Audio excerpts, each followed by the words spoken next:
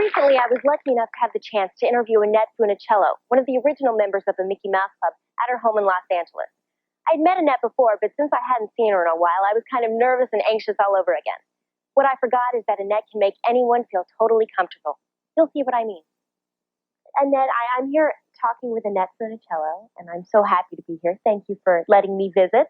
It's my pleasure. Thank you. First of all, how are you feeling? We're all thinking about you. How do you feel? I feel great. I really feel great. And from the waist up, you'd never know anything was wrong. I just have a problem walking. And, that's because of the nerve ending. Right.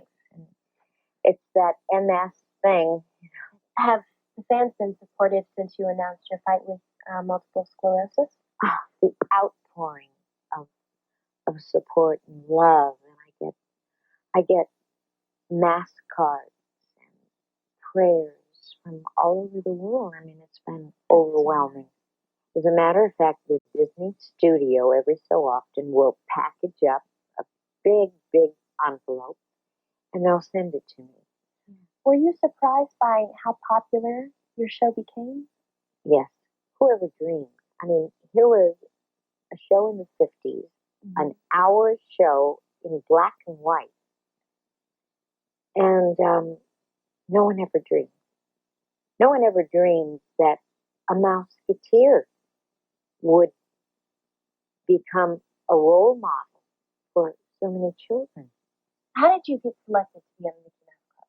I was dancing in a little school recital, and Walt Disney was sitting in the audience, unannounced.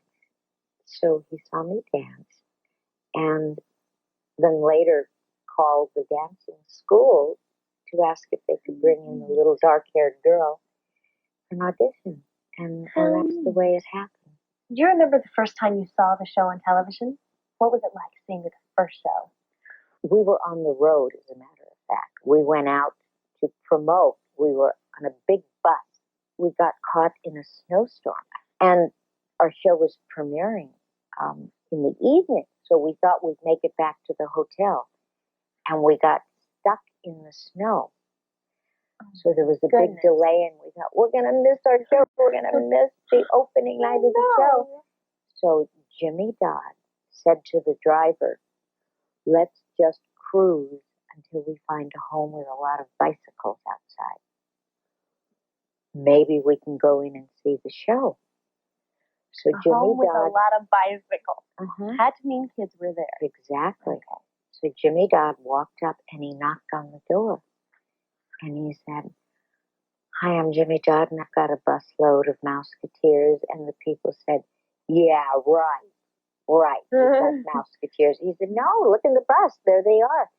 So they invited us in. We got to see our first show. And these people let you come into their home. And they called their neighbors, hey, come on over. We're going to see the show. Story. Yeah, that's special. Now, Walt Disney had quite an impact on my life, and I never even met him. What was it like just being around him and working with him? He was very supportive of me. I found him to be very shy, believe it or not. And he was just so down to earth, so easy to talk to. I would ask him a couple of things from time to time, like I wanted to change my name. No one could pronounce Funicello.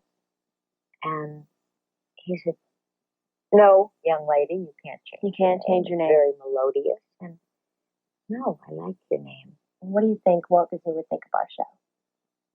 Ours was a show of the 50s, right? Yours is a terrific show of the 90s. And I know that Walt Disney, being so many years ahead, anyway, he would think it's sensational. I know he would. I have to tell you, you've been such an inspiration to me. Who inspired you? If you're asking me who I respected more than anyone, I, of course, would say my mother. She was my role model. I know how that is. My mother's one of my best friends. Me too. How do you feel about Mickey Mouse, and what kind of impact do you think he's had on the world? I think that the word, the name Mickey Mouse, of course, is known all over the world. And Walt Disney had such great insight because he puts a smile on the faces of all of us. And I read somewhere where his wife said, here, as he was drawing this little mouse, and she said, honey, people are afraid of mice. I don't think it'll ever go over. And he said, yes, I think this one will. And of course it did. The Mickey Mouse Club means so much to me. I mean, it gave me my start. I owe everything to those ears. I was trying to think of a great way to close this piece, but then I decided, how are we going to close this piece other than this? How can we? Now it's time to say goodbye to all our company. MIC, see you real soon. KEY. Why? Because we love you. MOUSE. Annette, thank you so much. Mwah.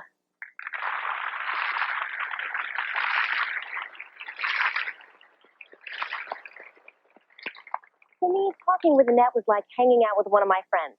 After a while, I forgot all about the camera and just thought about what a warm and neat person she is.